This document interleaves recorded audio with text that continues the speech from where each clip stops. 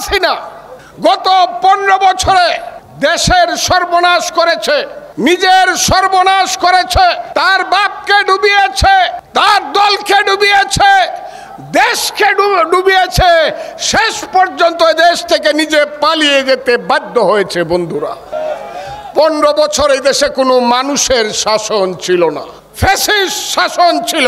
আমি জানতাম, ইতিহাস আমাকে বলতো, হে ফজলুর রহমান, ইতিহাস জানো না, ইতিহাস বুঝো না, তুমি হাসিনাকে জানাইয়া দাও। কি জানাইবা?